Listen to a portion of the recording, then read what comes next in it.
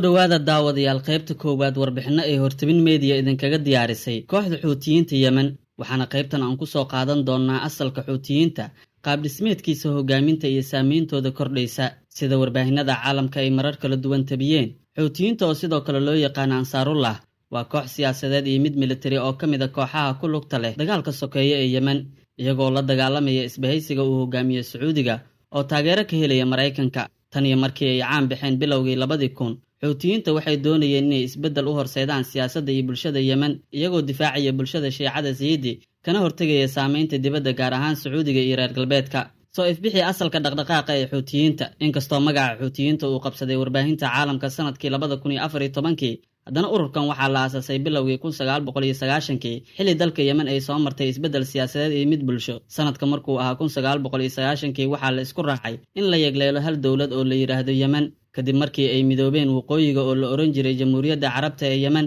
iyo koonfurta oo iyana loogu yeeri jiray Jamhuuriyadda Dadweynaha ee Yemen. Dowladda cusub ayaa durbadiiba wajahday xasilooni darro siyaasadeed, musuqmaasuq iyo khilaaf u dhexeeya waqooyiga iyo koonfurta. Bulshada Shiicada Sayidi ee waqooyiga gaar ahaan gobolada Sacda ayaa u arkay kuwo la fogeynayo dowladda dhexena ay u janjeerto dhanka bulshada Sunniga ah. Durba waxaa soo ifbaxay dhaqdhaqaaqa Xuutiyiinta oo u dooda xuquuqda iyo awoodsiinta Shiicada Sayidi waxaana kooxda loogu magac daray Xuseen Badruddin al-Xuuti oo ahaa hogaamiye diimeed oo ka soo jeeda bulshada Sayidi kaas oo noqday hogaamiyihii ugu horreeyay ururkan. Himilooyinkii ugu horreeyay ee kooxda ayaa ahaa kuwa diiradda saaraya ilaalinta dhaqanka iyo diinta Sayidi iyagoo ka hortagaya faafinta fikirka Wahaabiga oo ay aaminsan yihiin ilaa maanta mid laga taageerayo Sacuudiga kaasoo ay arkayeen mid khatar ku ah dhaqanka Sayidi. Sanadkii 1994 kooxda waxay aasaaseen Shabaab al-Muumin midowga dhalinyarada si wax loo baro dhalinyarada daa'ifada ee ka soo jeeda Shiicada isla markaana wacyigelin ballaaran loo siiyo. Si kastaba ha ahaatee dowladda Yemen ayaa u arkaysay waqtigaasi kooxda inay halis ku tahay jiritaankeeda waxaana bilowday xiisad u dhaxaysay dowladda iyo Xuutiyiinta. Bilowgii 2000 kooxda waxay xoogga saartay dhanka siyaasadda. Dowladda Yemen ee uu hogaaminayay madaxweynihii hore Cali Cabdulla Saalax ayaa isku dayday inay cagta mariso isla markaana xakamayso dhaqdhaqaaqa kooxdan taasoo keentay iska horimaadyo joogto ah. Xuseen Badruddin al-Xuuti ayaa hogaaminayay dagaaladii lala galay dowladda hogaamintiisuna waxay daarneyd xaqiijinta madaxbanaanida al-Sayidi. Sanadkii 2004 Xuseen al-Xuuti ayaa lagu dilay howlgal ay qaadeen ciidamada dowladda. Geeridiisa si kastaba ha ahaatee ma aysan noqon dhammaadka Xuutiyiinta balse waxay horseeday marxalad cusub iyadoo kooxdu noqotay mid militari waxaana hoggaanka la wareegay walaalkii Cabdulmaalik al-Xuuti. Hogaamiyaha ugu weyn ee kooxda Xuutiyiinta ee hadda waa Cabdulmaalik al-Xuuti oo la dhashay hogaamiyaha la dilay ee Xuseen Badruddin al-Xuuti. Cabdulmaalik ayaa hogaaminayay kooxdan tan iyo 2004 wuxuuna ku guuleystay ballaarinta awoodda kooxda sida dhinacyada militariga iyo siyaasadda. Hogaamintiisa waxaa lagu sifeeyay siyaasad adag oo ka dhan ah dowladda iyo mid u nugul bulshada Shiicada wuxuuna ilaa maanta dagaal kula jiraa Sacuudiga iyo Mareykanka. Xubnaha kale ee ugu muhiimsan kooxda waxaa ka mid ah Mahdi al-Mashad oo madax ka ah golaha siyaasadda sare iyo Cabduqaadir al-Murtada oo isna ah hogaamiyaha militari ee kooxdan waxaana uu door muhiim ah ka ciyaaray qorsheynta iyo kormeeridda howlgallada militari ee kooxdu fulinayso.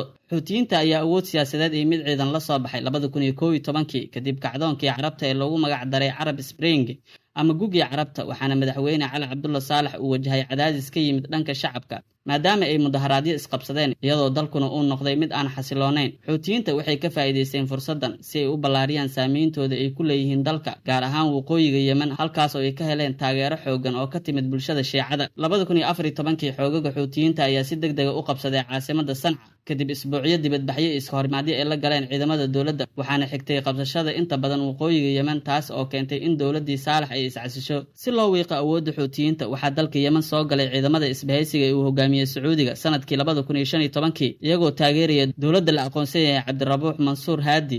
Waxaa durba bilowday duqeymo iyo dagaallo u dhexeeya isbahaysiga Sacuudiga iyo Xuutiyiinta kuwaasoo ilaa maanta ka socda dalka Yemen waxaana colaadda ay saameyn ba'an ku yeelatay shacabka Yemen oo meelo kala duwan oo caalamka u qaxay.